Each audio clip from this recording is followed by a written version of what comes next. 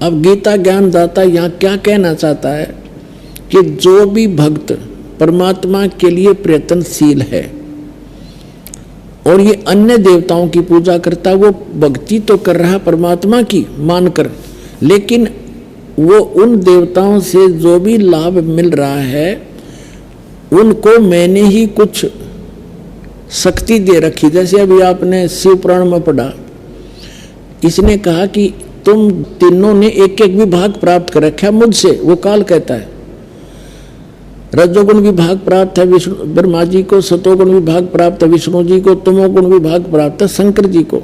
तो ये क्या कहना चाह रहा कि इनको मैंने ही कुछ शक्ति दे रखी थोड़ी बहुत, और उनसे ही वो आंशिक लाभ तुम्हें प्राप्त हो रहा है। यहां देखिएगा,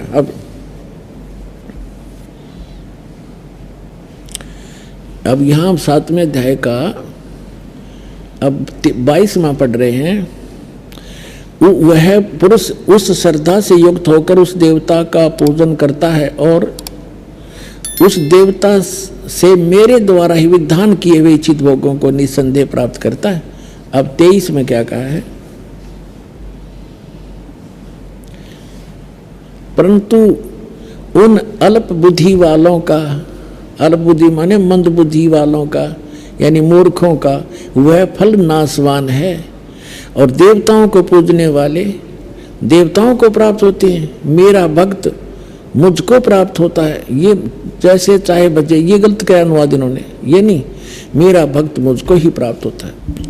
अब इससे स्पष्ट हो गया कि ब्रह्मा विष्णु महेश की जो पूजा करते हैं उनको ये काल गीता ज्ञानदाता मना करता है कि राक्षस स्वभाव को धारण किए हुए मनुष्यों में नीच और दूषित कर्म करने वाले मूर्ख मेरी भक्ति भी ना करते।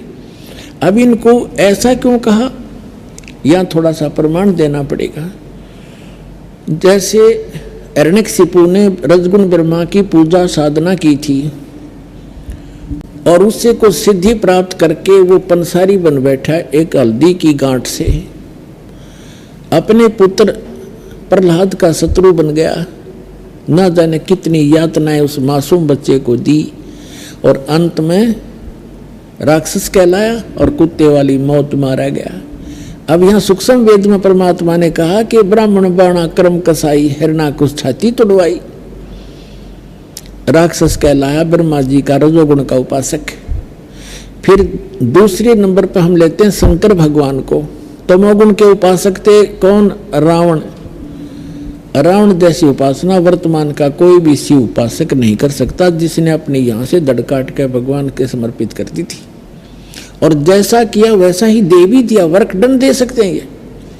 लेकिन अंत में राक्षस कहलाया, अपने ही माँ को उठा लाया, यानी शिव के बड़े भाई श्री विष्णु जी की पत्नी अर्थात श्री रामचंद्र की पत्नी सीता को उठा लाया और पत्नी बनाने की कुचेष्टा कर रहा था।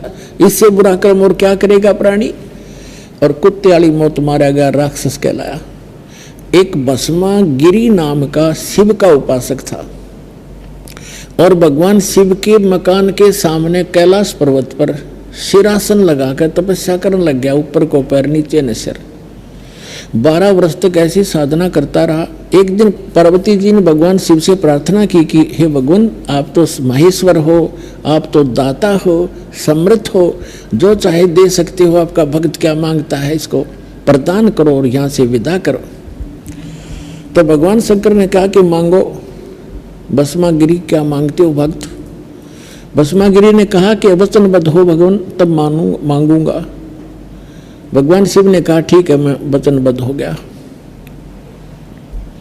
तब खड़ा हो गया छोड़ के तपस्या और कहा कि भगवान ये भस्म कड़ा दे दो आपका। जो भगवान शिव ने अपने हाथ में भस्म कड़ा डाल रखा था, उसमें एक शक्ति थी कि जिसके भी सिर पे करके ऐसे और उसको कह दे भस्म, वो उसको जला देता था, राख बना देता था। और इस बात का ज्ञान था भस्मागिरी को। तो भगवान शिव ने वचनबद्ध हो चुके थे, निकाल के वो कड़ा भस्मागिरी को दे दिया। ज्यों ही वो भस्म कंडा हाथ में आया, उसी समय तेवर बदल गया। वो शिव का पुजारी, तमोगुण का उपासक, और कहा शिव जी होले होशियार, अब तुझे मारूंगा, पार्वती को अपनी पत्नी बनाऊंगा। और चला ऐसे करके भगवान शिव भाग लिए। अपने आत्माओं, हम इन नकली गुरुओं के भकाए हुए, भ्रमित किए हुए ये माना करते थे भगवान शिव कालज्ञ हैं, मृत्युंजय हैं, ये अविनाशी हैं, अंतर्यामी हैं। ये तो कोई सा भी ना पाए, ना अंतर्यामी थे भगवान शिव और ना ये अविनाशी थे। अविनाशी होते डर के क्यों भागते, वहां खड़े हो जाते, आ भाई कर भस्म, और भाग लिए। और अंतर्यामी होते तो ये पता होता ये दुष्ट क्या दुर्भावना लिए साधना कर रहा है, वो अंतर्यामी भी नहीं है। आपको पता ही है कि फिर भगवान ने स्वयं आकर पार्वती रूप बनाया, विष्णु जी ने नहीं।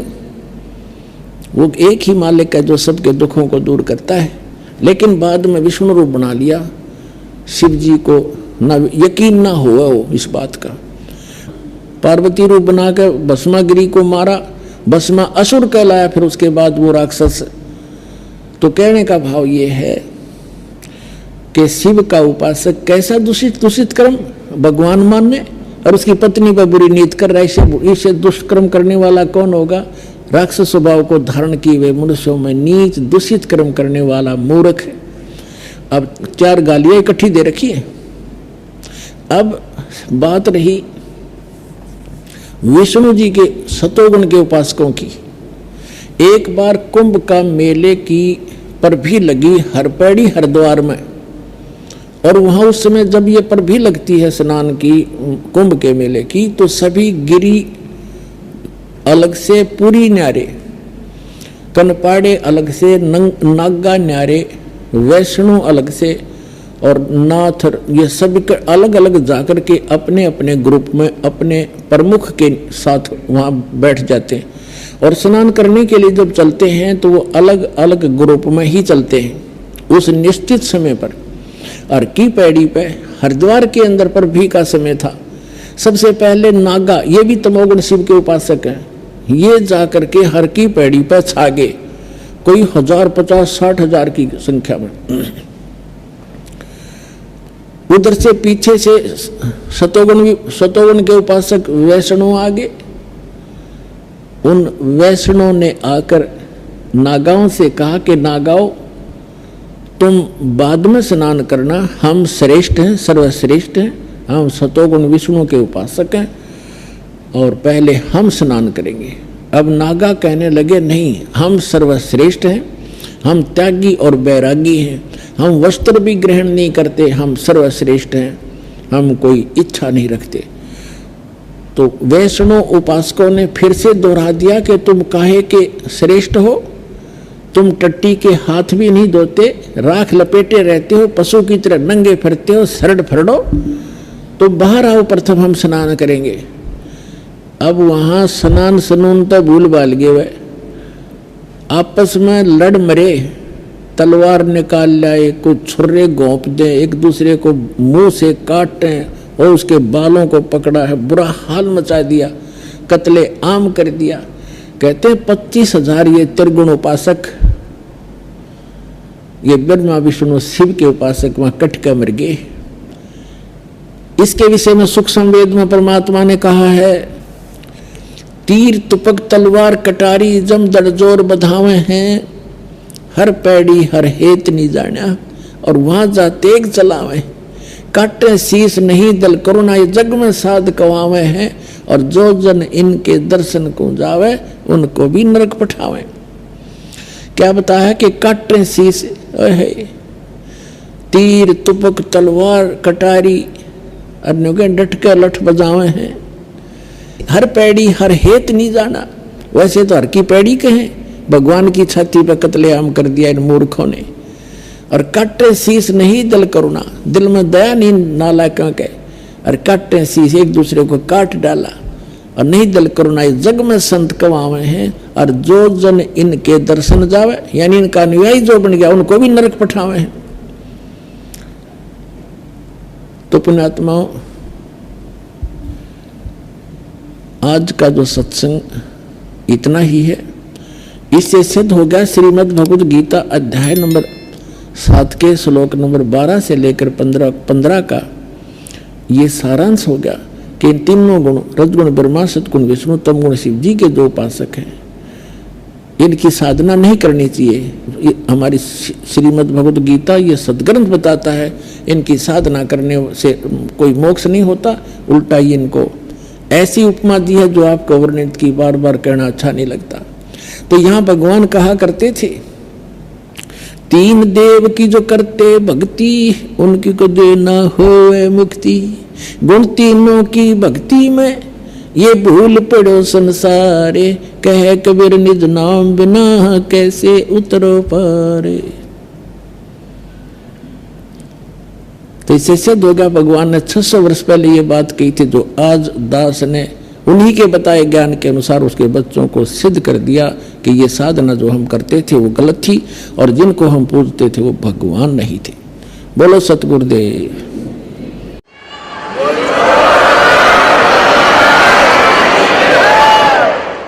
सत साहिब।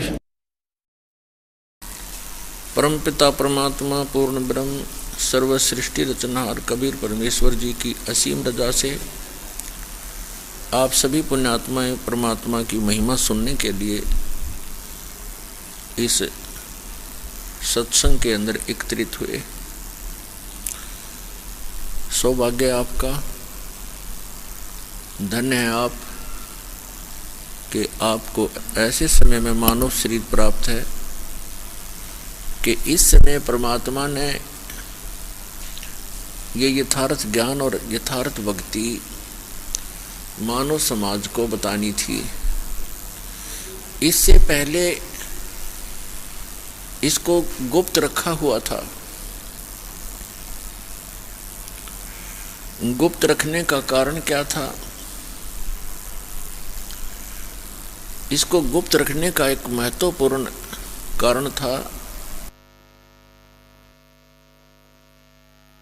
जो यहाँ का मालिक है, जिसके जाल में, जिसके राज में हम फंसे हुए हैं, ये स्वामी ठीक नहीं है। इसका बर्ताव, इसका व्यवहार ऐसा है जैसे कसाई का होता है। कसाई के व्यवहार से आप खूब परिचित हैं।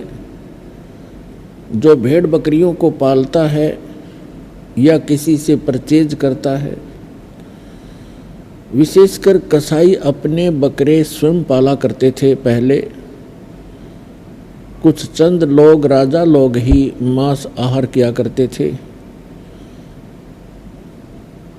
जो जंगल में शिकार भी करते थे उनको ले आते थे। और कुछ मुसलमान धर्म के अंदर एक ये कुप्रथा प्रारंभ हो गई थी। तो उस समय कसाई बकरे पाला करते थे, उनके लिए एक अच्छा चरागाह बनाते थे, उनके लिए अच्छे शेड झोंपड़ी डाला करते थे ताकि गर्मी सर्दी से वो बचे रहें। उन्हीं के लिए अलग से एक तालाब बनाते थे। तो वो कसाई उन बकरों को ये सुविधाएं किस उद्देश्य से देता है, ये सर्वविदित है। इसी प्रकार परमात्मा ने आकर बताया है कि जिस लोक में आप रह रहे हो ये कसाई का लोक है। इस यहाँ कोई दया नहीं। किसी का बेटा मरो चाहे बेटी मरो, कोई दामाद मरो चाहे बहू मरो या स्वयं मरो, कुछ भी आपदाएं आ जाएं, फ्लड के अंदर हजारों की संख्या में मानव मारे जाते हैं, अन्य प्राणियों की गिनती नहीं। भूकंप आ जाता है, लाखों लोग मारे जाते हैं। कहीं पर सूखा पड़ जाता है, कहीं पर महामारी हो जाती है, बस दुर्घटना, रेल दुर्घटनाएं, वायुयान दुर्घटनाएं भी रह रहकर होती रहती हैं। जो मर गए उनके लिए हम तड़फ लेते हैं, शेष बचे अपने आप को कुशल समझते हैं। तो परमात्मा ने आकर बताया कि ये तो आपकी सबसे बड़ी भूल है कि आप अपने आप को कुशल समझ रहे हो और मरने वालों के केवल कारण ही सोचकर कि इस कारण से मृत्यु होगी, आप उससे आगे सोचना ही बंद कर देते हो। कभी नहीं सोचते कि हमें भी ऐसे ही एक दिन जाना होगा।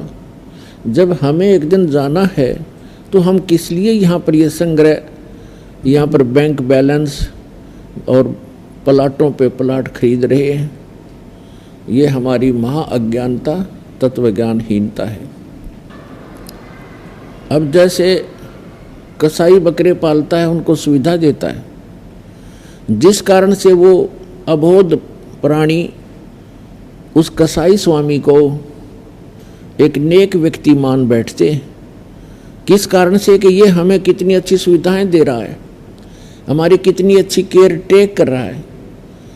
जिस कारण से जब भी वो कसाई उन बकरों में जाता है या उसका कोई पाली जाता है जो बकरों को चराता है, संभालता है, तो वो बकरे उनको अच्छा व्यक्ति मान लेते हैं और अपने उस मालिक का रिप्रेजेंटेटिव मान करके उससे भी वो इतना ही प्यार करते हैं, उस पाली से। और जब कसाई आता है तो उसकी भी वो इसी प्रकार उससे प्यार करते हैं। अब वो कसाई देखता है हाथ लगाकर बकरों को, उसके हाथ लगाता है इधर उधर। कसाई तो देख रहा है कि ये इसमें कितना मांस हो गया, और वो बकरे अबोध समझते हैं कि हमसे प्यार कर रहा है, तो उसके बदले में बकरे भी प्यार देते हैं, चाटते हैं उसको, जीभ से प्यार देते हैं, उससे स्पर्श करते हैं अपने बॉडी को। लेकिन वो देख रहा होता है कि ये मांस कितना हो गया, ये कितने का बिकेगा। तो पुण्यात्मा परमात्मा हमें याद दिलाते हैं कि जो सुविधाएं आप इस पृथ्वी लोक पर देख रहे हो, कहीं पर शीतल झरने बह रहे हैं, कहीं पर काजू किस्मत सेब संतरे, बहुत सुंदर मेवा और फ्रूट लगे हुए हैं, कितने अच्छे कनक गेहूं बाजरा ज्वार आप आहार कर रहे हो, कितना सुंदर वातावरण है, शीतल हवा चल रही होती है, कभी गर्मी का मौसम होता है तो कभी सर्दी होती है। तो इससे हम अटकलबाजी लगा करके ये सोच लेते हैं कि गर्मी होना भी आवश्यक है, सर्दी होना भी आवश्यक है, अन्यथा हमारे शरीर में रोग पनप जाएं। तो ये सब कुछ ऐसा क्यों हो रहा है?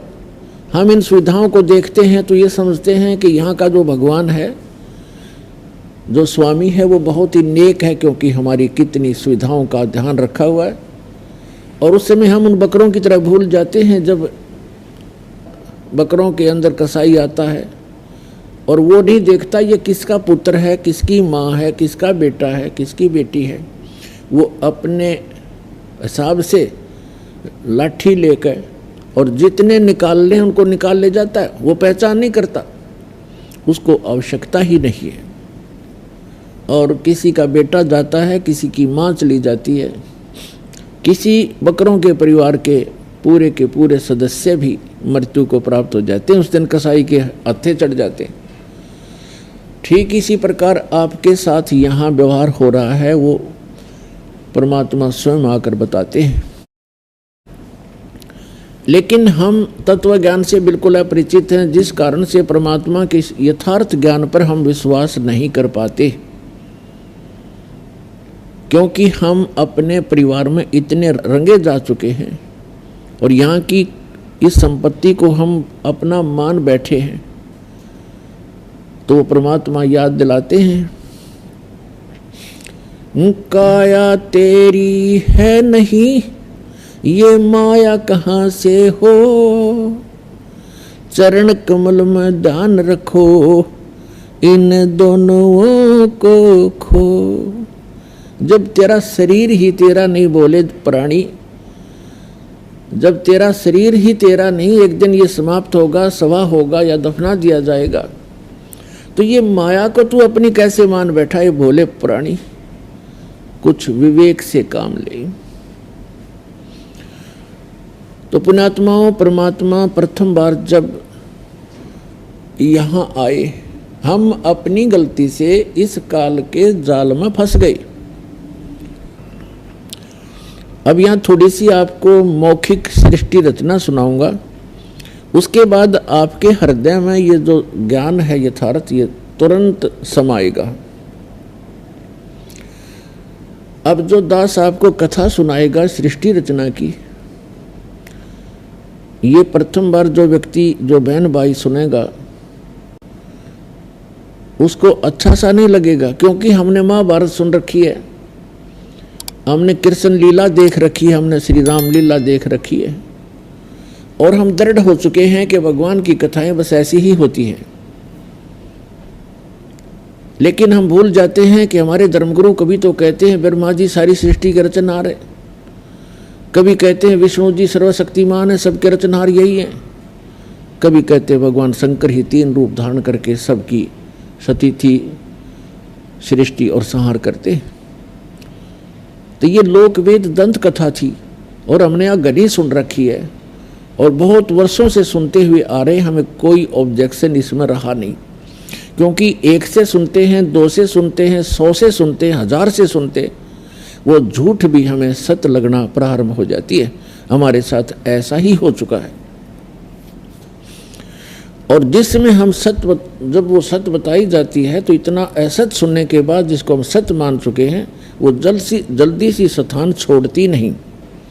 लेकिन परमात्मा के इस ज्ञान में, परमात्मा के इस यथार्थ ज्ञान और भक्ति में इतनी ताकत है, इतनी पावर है कि ये अपना स्थान बनाकर ही छोड़ती है। अपने आत्माओं, हम यहाँ कैसे फंसे? कोई जीवन, आइए आपको एक मोटे मोटे उदाहरण बताता हूं। हम इन राजा लोगों को, मंत्री, प्रधानमंत्री, राष्ट्रपतियों को तो बहुत शक्तिशाली मानते हैं, और ये आपदाएं इनको भी झेलनी पड़ती है। तो आप जैसे और हम जैसों की क्या औकात है? क्या बताते हैं? अब जैसे एक पोलैंड देश का पूरा मंत्रिमंडल एक वायुयान के द्वारा एरोप्लेन से किसी नेता के शोक व्यक्त करने के लिए जा रहा था। पूरा मंत्रिमंडल, जिसमें 96 सदस्य थे, व्यक्ति थे, सारे एमपी, प्रधानमंत्री और अन्य मंत्रीगण, और दुर्घटनाग्रस्त हो गए, जा रहे थे दूसरे का शोक व्यक्त करने, और आप ही मृत्यु को प्राप्त हो गए। आप तो केवल एक छोटी मोटी कोई कोठी की आशा लगाए बैठे होगे, कोई बेटा या बेटी की, या कोई छोटी मोटी प्लाट हो जावे, कोई नौकरी मिल जावे, और मंत्री और प्रधानमंत्री, उनकी कितनी आशाएं होंगी, वो किस आशा को लेकर जी रहे थे, और एक पल में वो आशा तो प्राप्त हुई नहीं, आशा तो पूर्ण हुई नहीं, शरीर पूर्ण हो गया, जीवन पूर्ण हो गया अचानक, ऐसे गंदे लोक में। और हम ये बच्चों वाले खेल खेल रहे हैं। परमात्मा कहते आपकी बुद्धि को चोर ले गए, आपके पास है नहीं। बहुत से प्रमाण हैं आपके सामने। एक आंध्र प्रदेश का मुख्यमंत्री, एक अरुणाचल प्रदेश का मुख्यमंत्री। अब मुख्यमंत्री हेलीकॉप्टर से जा रहा था और उसकी इंतजार में ना जाने कितने लोग आशा लिए खड़े थे, उनसे ये मांगेंगे, उनकी आरती उतारेंगे, उनको माला डालेंगे, और वो पता नहीं क्या क्या उम्मीद लेकर जी रहे थे, और एक्सीडेंट को प्राप्त हुए। तीसरे दिन लाश मिली उनकी, गिद्दड़ घसीट रहे थे उन लाशों को। तो पुण्यात्माओं, परमात्मा हमें समझाना चाहते हैं। परमात्मा कहते हैं राम नाम कड़वा लगे, राम नाम कड़वा लगे, ये मीठे लगे दाम, दुविधा में दोनों गए, भाई माया मिली ना राम। परमात्मा पाने के लिए हमने इस माया का लालच छोड़ना पड़ेगा, और परमात्मा में हम दृढ़ हो जाएंगे तो माया तो छाया की तरह आपके साथ रहेगी, पर यह विश्वास आपको हो नहीं पाता, क्योंकि हम परमात्मा से मिलने वाले लाभ को अभी तक प्राप्त नहीं कर पाए। इसलिए हमें अविश्वास सा बना हुआ है। जैसे अन्य संतों से दीक्षा प्राप्त जितने भी भक्त हैं वो भक्ति भी श्रद्धा से करते हैं, लेकिन परमात्मा से मिलने वाला लाभ उन्हें प्राप्त ना होता, जिस कारण से वो अन्य विकार भी और छल कपट वो उसी तरह की क्रियाओं में लीन रहना पड़ता है, उनकी मजबूरी है। एक समय ये दास हमारे पूज्य गुरुदेव जी का जो मूल स्थान है तलवंडी भाई, जिला फिरोजपुर, पंजाब राज्य में, गुरुदेव जी के सतलोक गमन के उपरांत वहाँ सत्संग करने जाया करता था सेकंड संडे को।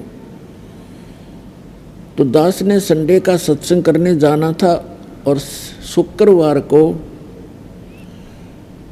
हमारे गुरुदेव के जो शिष्य थे उनका कोई रिलेटिव आया हुआ था और वहाँ कोई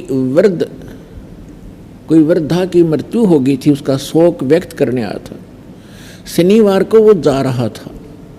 हमारे भक्तों ने, गुरुदेव जी के भक्तों ने उनसे कहा कि आप सत्संग सुन के जाना, आज रुक जाओ सैटरडे को, और कल संडे को सत्संग होगा फिर चले जाना।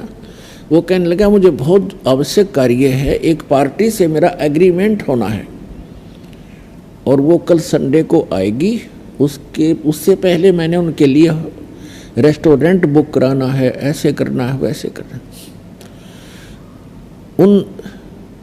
उनके रिश्तेदारों ने, जो भक्त हैं, उन्होंने बार बार उसे प्रार्थना की कि आप सत्संग सुनो, अब 12-1 तो बज ही गया है, कल रुक जाओ, कल सत्संग सुनना, 9 बजे से लेकर 11 बजे तक 2 घंटे सत्संग होगा। ये गर्मियों का मौसम था। उसने कहा कि नहीं, आपको नहीं मालूम, मुझे कल जो मेरा एग्रीमेंट होना है उसमें मुझे 5 लाख रुपए का बेनिफिट होगा।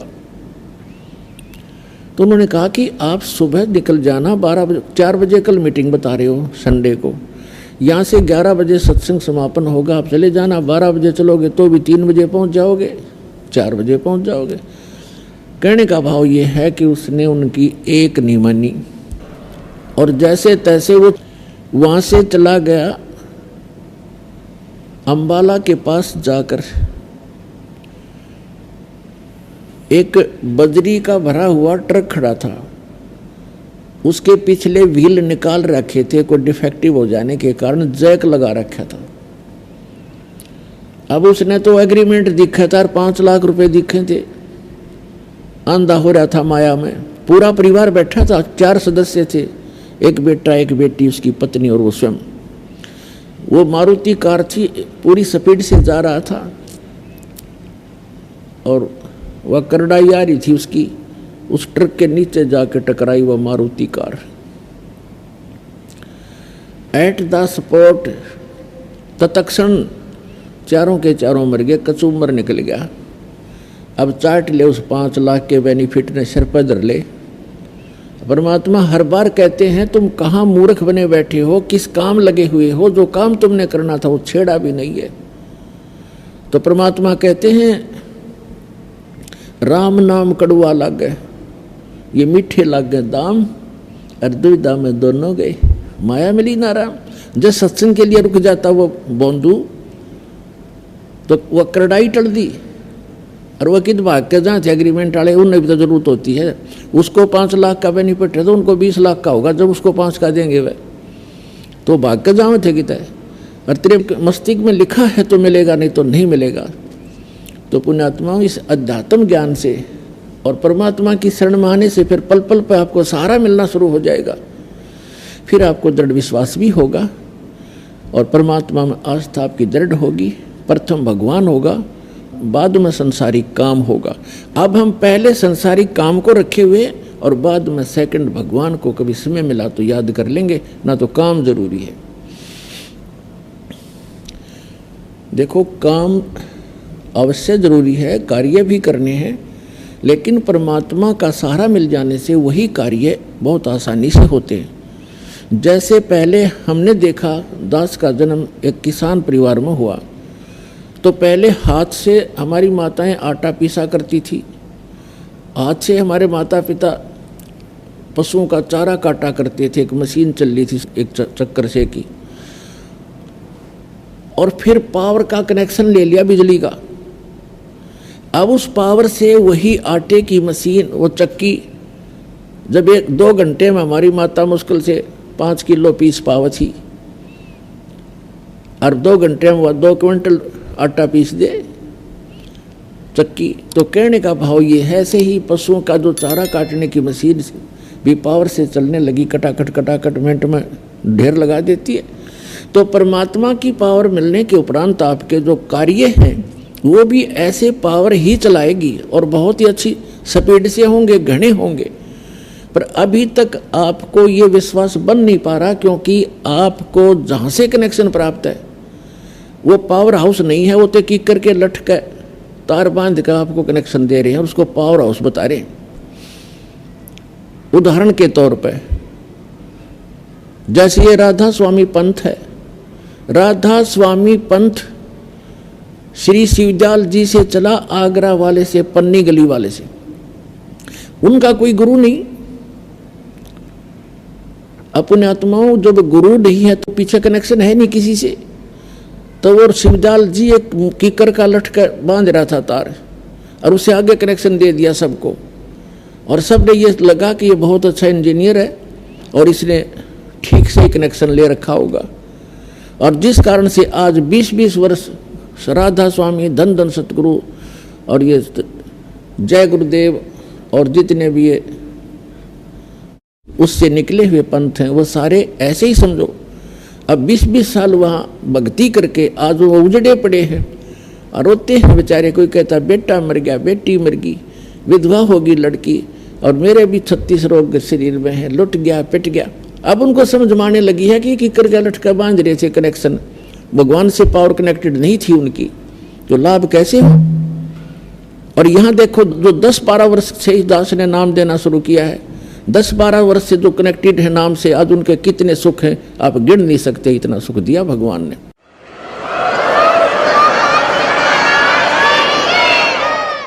तो पावर से कनेक्शन होगा तो आपके सारे काम चलेंगे। और दूसरी बात यह कि आपने यहाँ से दीक्षा ले ली, आपका कनेक्शन तो हमने जोड़ दिया, आपने जा करके वही नियम भंग कर दिए, वहाँ कनेक्शन कट गया। फिर आप आते चक्कर भी लगाते रहते हो और कहते हो हमें तो नाम भी ले रखा, कोई लाभ नहीं हो रहा, तो कनेक्शन कट गया, वो पावर मिल नहीं रही आपको, तो लाभ कैसे होंगे। तो आपने कनेक्शन को ठीक रखना है, मर्यादा भंग नहीं करनी। यहाँ ऑटोमेटिक कनेक्शन कटेगा आपका। आप जरा सी भी मर्यादा भंग कर दोगे भगवान साथ नहीं देगा।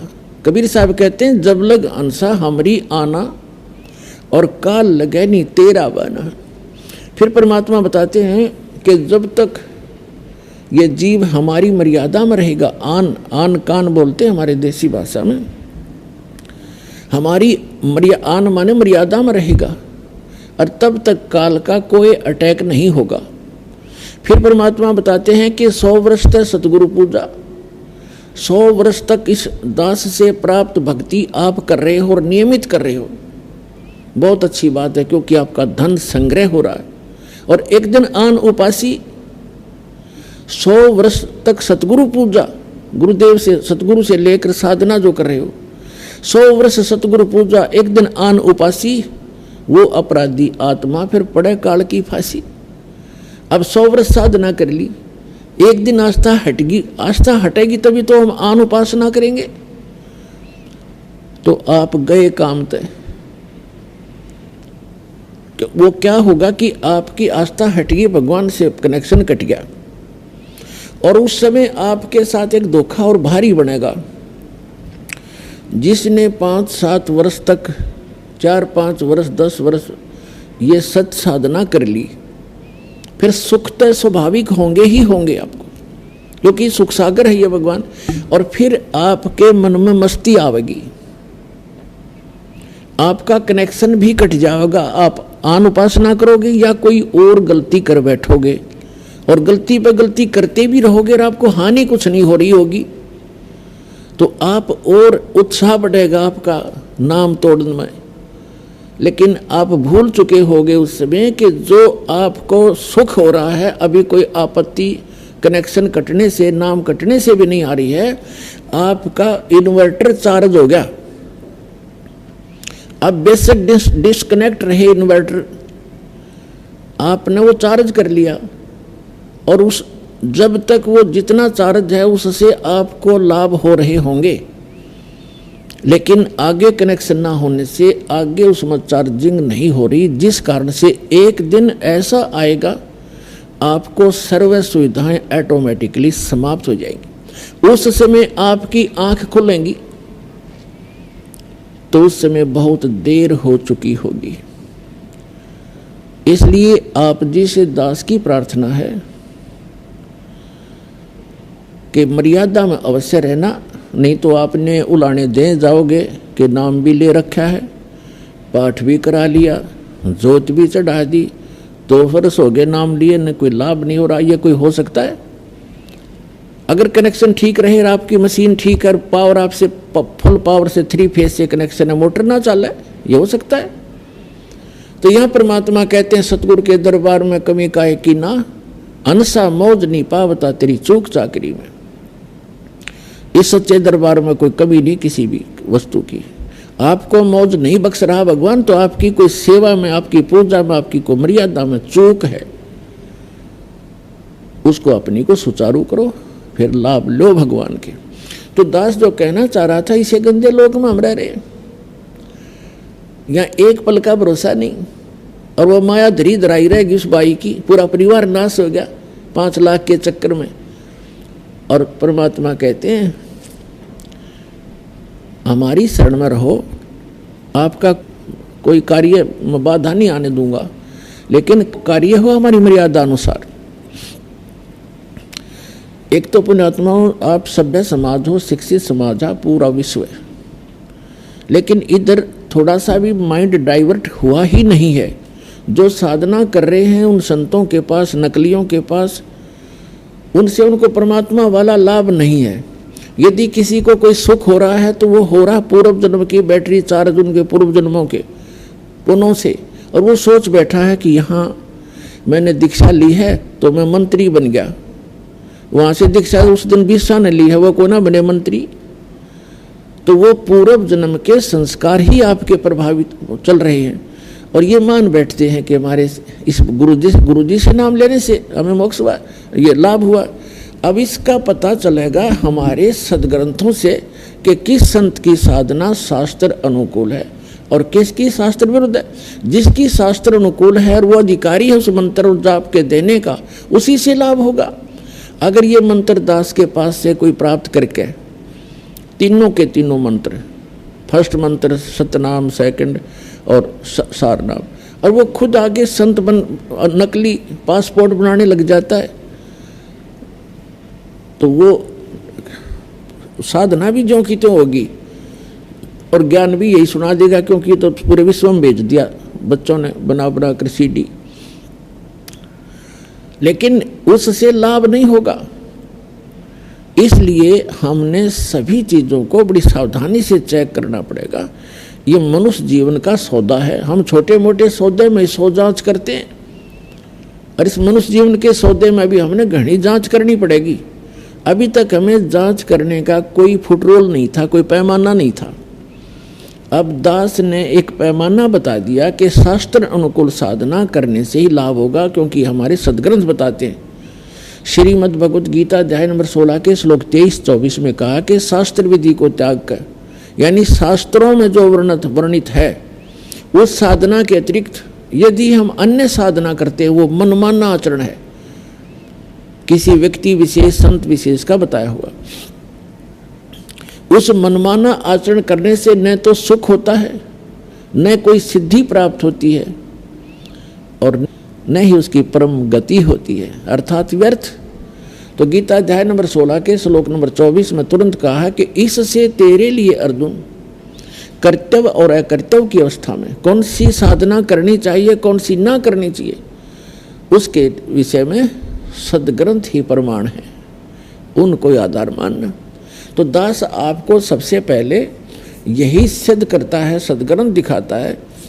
और ये अध्यात्म ज्ञानहीन व्यक्ति जो थोड़े से शिक्षित हो गए, वो ये समझते हैं कि जब गुरु है गुरु को क्या जरूरत है पुस्तक पढ़ के दिखाने की और सुनाने की। अरे भले आदमियों, इन गुरुओं ने तो नाश कर रखा, जिन्हें कख पता नहीं, जुबानी पता नहीं, के कहानी सुना देते, संस्कृत भी बोल बोल सुना देते, अध्याय नंबर भी बता देते, पर सारी बकवाद गढ़ा करते। ये रूबरू आपके इसलिए किया जा रहा है कि ताकि आप स्वयं देखें कि दास जो बोल रहा है वो सदग्रंथों में लिखा है। उन्होंने जो बोला वो सदग्रंथों में नहीं था, और इस करके हम उनको विद्वान मान लिया क्योंकि उनको कंठस्थ याद थे, चारों वेद भी याद थे। ऐसे ऐसे ऋषि हुए हैं जिनको चतुर्वेदी कहते, और जिनको तीनों वेद कंठस्थ याद थे उनको त्रिवेदी कहा जाता था। जिनको 2 वेद कंठस्थ याद थे वह दिव्यवेदी कहलाते थे, और कख पता नहीं उन वेदों का घोट घोट रखे थे। तो हम यहाँ मार खा रहे हैं, और अभी तक खा रहे हैं। आम व्यक्ति, जैसे एक बहन कह रही थी कि मेरी सास को मैंने कहा कि आप देखिएगा एक संत का सत्संग आता है, तो दास उस दिन सत्संग सुना रहा था, टीवी पर चल रहा था, वो राधा स्वामी से दीक्षित थी। राधा स्वामी के ही बारे में जानकारी दी जा रही थी, और ये वृक्ष फिर गीता का प्रमाण दिया जाता था। उर्दू मूलों मध्य शाख 15वें अध्याय का 1 से 4 सत्संग सुनाया जा रहा था।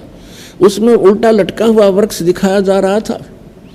तो बुढ़िया ने वो वृक्ष देख कर फिर आया राधा स्वामी के बारे में चर्चा, तुरंत बंद कर दिया टीवी।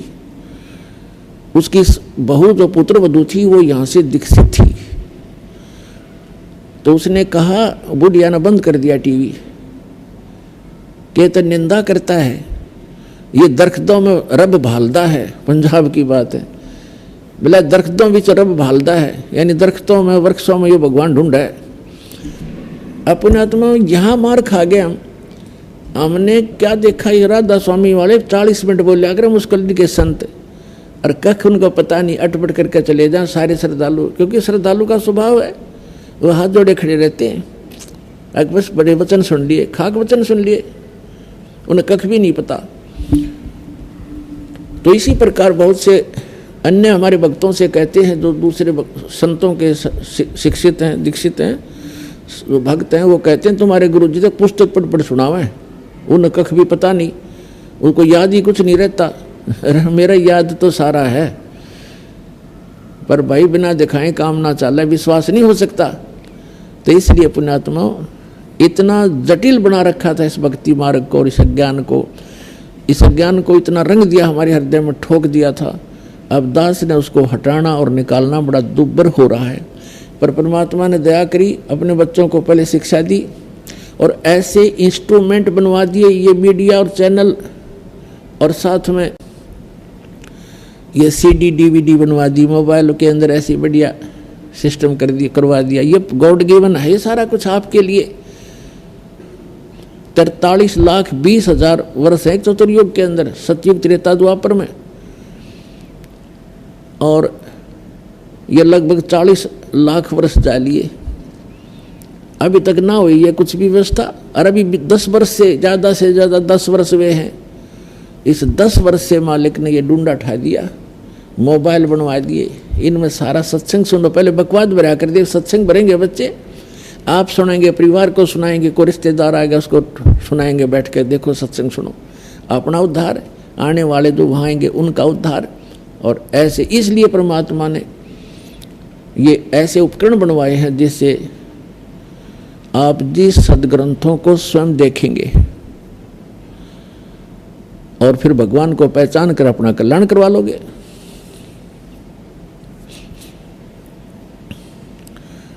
अब जो प्रसंग चल रहा है, ये दास आपको बताना चाह रहा है कि ऐसे लोक में और आप रह रहे हो, एक पल का भरोसा नहीं, ना जाने के हो जा, के बीत जा किसके संग में। बाकी हम शेष अपना अटकलबाजी से जी रहे हैं, हम अभी नहीं मरेंगे। जो मृत्यु को प्राप्त हो गए वो अभी ये सोच रहे थे हम नहीं मरेंगे। तो इसका विकल्प क्या है ये भी बताया जाएगा आज के सत्संग में। ये तो बता ही रहे हैं, दास के इस दास से उपदेश लो, दीक्षा प्राप्त करो। जो प्रसंग चल रहा था कि 100 वर्ष सतगुरु की पूजा, एक दिन आन उपासी, और वो अपराधी आत्मा फिर पड़े काल की फांसी। अब क्या होगा, जैसे 100 वर्ष यानी 10-20 वर्ष जैसा भी आपका जीवन है, तो कह परमात्मा एक उदाहरण दे रहे हैं। और एक दिन आन उपासना आपने कर ली तो आपका काम बिगड़ जाएगा। अब फिर परमात्मा ने एक ऑप्शन बताया है कि किसी कारण से कनेक्शन भी कट गया। अब जैसे आपने आन उपासना कर ली यानी आपका नाम खंड हो गया, तो पिछली भक्ति नष्ट नहीं हुई आपकी, ये चिंतित ना होना। पिछली भक्ति उसकी नष्ट होती है जो गुरुद्रोही बन जाता है, यानी गुरु जी की निंदा करना शुरू कर देता है। यहाँ से दीक्षा छोड़ भी दी, नाम छोड़ भी दिया और फिर वो निंदा करने लग जाता है, किसी भी कारण से यहाँ से विमुख होकर जाता है, तो गलती तो उसकी अपनी होती है। फिर वो कर्महीन इंसान गुरु के अंदर अवश्य सैकड़ों दोष बताता है, सुना लोगों को बताता है झूठे, तो वो गुरुद्रोही कहलाता है। तो उस गुरुद्रोही से तो बात भी करने में आपको हानि होगी। अन्यथा जब तक ये जीव गुरुद्रोही नहीं होता, भले ही नाम छोड़ देता है, तो पिछली जो भक्ति है वो उसकी सुरक्षित रह जाती है। लेकिन वो लाभ, या तो उसका लाभ है दोबारा नाम लेवे और फिर से भक्ति चालू कर ले, तो पिछली तो है ही संग्रहित, आगे चार्जर फिर लग जाएगा। और जो हो गया गुरुद्रोही, उसका सारा वो भक्ति नष्ट हो जाती है, उसकी पिछली भक्ति बिल्कुल नहीं रहेगी, इस जन्म की उसमें आग लग जाती है। आदरणीय गरीबदास साहिब जी कहते हैं कि गुरुद्रोही की पैड़ पर जय पग आवे वीर और 84 निश्चय पड़े नो सतगुरु कहें कबीर। आदरणीय गरीबदास साहिब जी गांव छुरानी जिला झज्जर हरियाणा वाले अपने परमात्मा कबीर जी से प्राप्त उस ज्ञान को, यथार्थ अध्यात्म ज्ञान को जानकर किस प्रकार बताते हैं। गुरुद्रोही की पैड़ पे जय पग आवे वीर और 84 निश्चय पड़े नो सतगुरु कहें कबीर। यदि कोई गुरुद्रोही है और गुरु जी की निंदा कर रहा है और उसके साथ आप हाँ में हाँ मिला रहे हो, आप उसको यस कर रहे हो, तो आपने पैड़ पे पैड़ रख ली, कदम से कदम मिला लिया। पैड़ पे पैर रखना, पग रखना, यानी उसकी यस में यस कर दी, तो आपकी भक्ति नष्ट हो जाएगी, आपकी भी भक्ति नष्ट हो जाएगी। तो इसलिए कहते हैं गुरुद्रोही की पैड़ पे जय पग आवे वीर 84 निश्चय पड़े, 84 लाख योनियों में पक्का जागा वो व्यक्ति नो सतगुरु कहें कबीर। इसलिए ये बिजली जैसा करंट समझ लेना, इससे इतना डरना पड़ेगा। ये मर्यादाएं हैं, जो मेन मर्यादाएं। छोटी मोटी गलतियों से किसी व्यवस्था के कारण, मजबूरी के कारण को खंडित भी हो जाता, तो नाम उसमें पिछली भक्ति नाश नहीं होती और तुरंत उसको आके अपना सुचारू करवा ले, आगे उन गलतियों से बचे।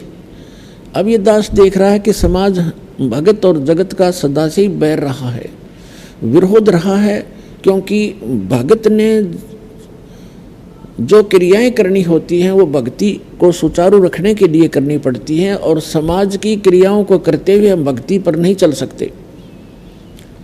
इसलिए कुछ दिन समाज में विरोध भी होगा, पर नम्रता से पेश आना, झगड़ा ना करना, भगवान को साक्षी रखना, परमात्मा के सामने प्रार्थना करना कि मालिक इनको सद्बुद्धि दो जो हमारा विरोध कर रहे हैं।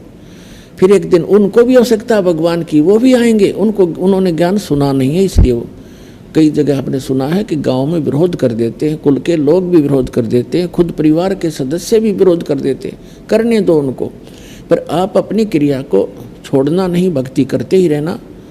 और किसी कारण से कोई मजबूरी व्यवस्था के कारण हो भी जाता है तो परमात्मा से हृदय से माफ़ी मांगना, अपनी व्यवस्था प्रकट करना दाता के सामने, और फिर दोबारा आकर के दीक्षा अपना कनेक्शन फिर से चालू करवा लेना यहाँ आकर के, फिर कोई हानि नहीं होगी। तो यहाँ परमात्मा कहते हैं कि गुरुद्रोही की पैड़ पे, पैड़ माने उसके पैर के चिन्ह पर जहाँ से वो गुजरा है। एक तो पैड़ होती है, जैसे गुरुद्रोही जा रहा हो और उसके पीछे आप जा रहे हो, ये नहीं कि उसके कदम पर कदम रखेगा उसके चिन्ह पर, ऐसा नहीं।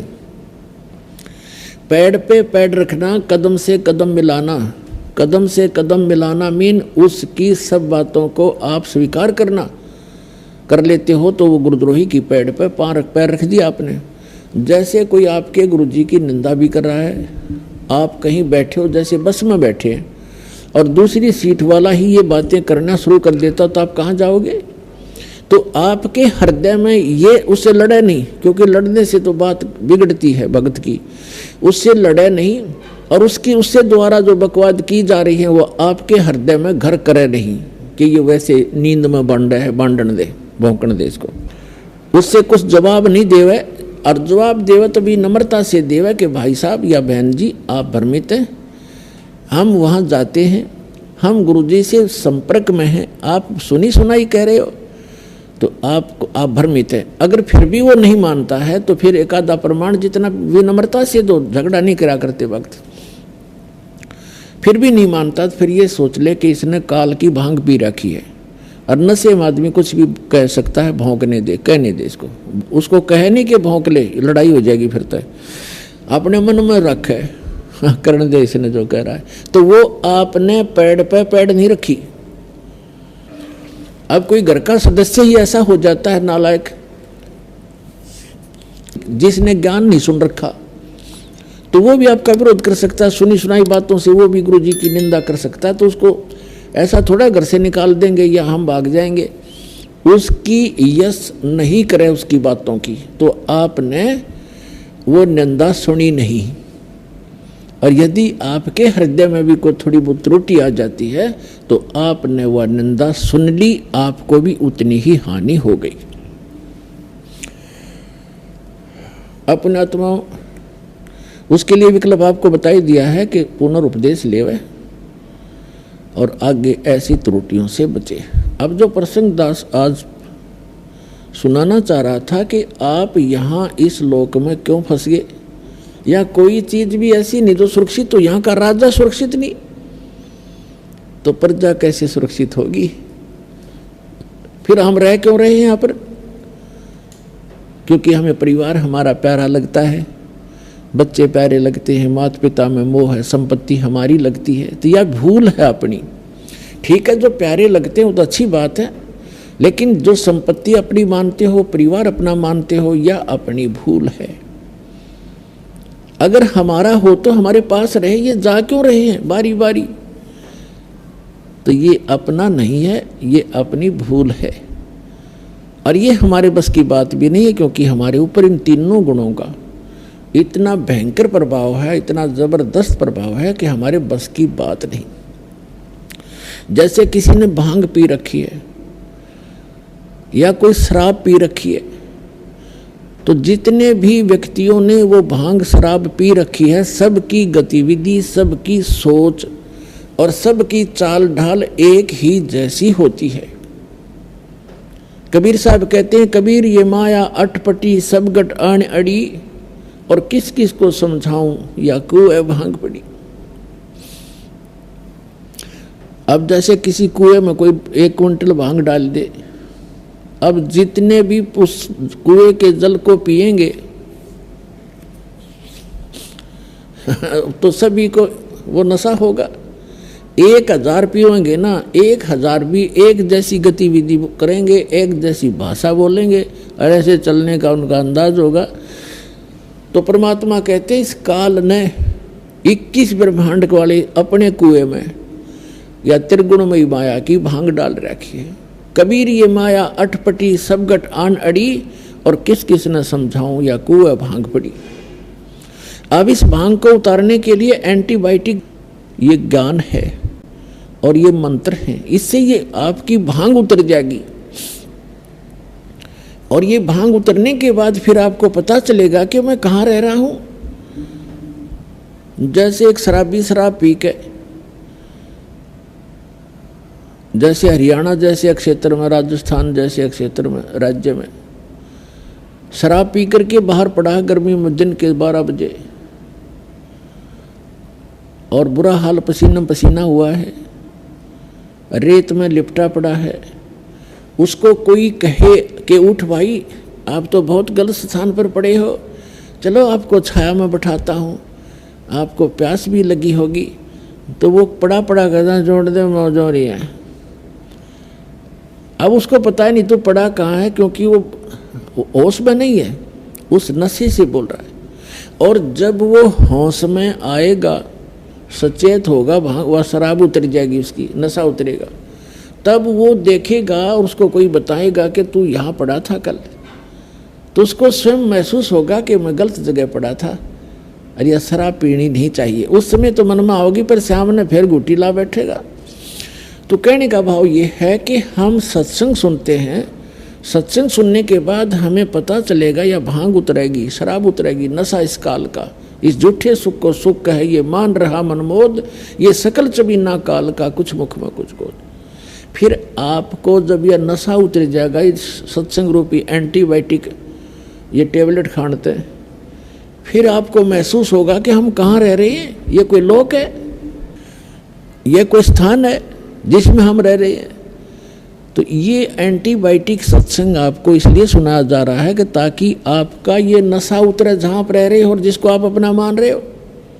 फिर परमात्मा कहते हैं कि यदि आपने ये ज्ञान समझ में आ गया और आपके बच्चे हैं, आपका परिवार है, बहुत अच्छी बात है, क्योंकि ये भी भगवान के बच्चे हैं, इनमें प्यार, इनमें मोह, इनके प्रति अच्छा स्वभाव वर्तना, अच्छा व्यवहार करना, तो ये हमारा नैतिक फर्ज बना है। लेकिन इनको भी अगर सुरक्षित रखना चाहते हो, जब तक आपका जीवन है, ये बेमतलब की जो दुर्घटनाएं होंगी, अकाल मृत्युएं होती हैं, तो इनसे दुख होता है हमारे को, बच्चा मर गया, कोई पत्नी मर गई, कोई पति मर गया, किसी को कैंसर होगी, तो उनसे बचने के लिए परमात्मा कहते हैं आप मेरी द्वारा दी गई ये साधना करो, ये मंत्र जाप करो, मैं तुम्हारी फिर रक्षा करूँगा, अकाल मृत्यु नहीं होने दूंगा। तुम्हारे बच्चे तुम्हें प्यारे लगते हैं, पांच पिता प्यारे लगते हैं, तो ये तभी ये प्यार बना रहेगा जब सत भक्ति करोगे। ये भी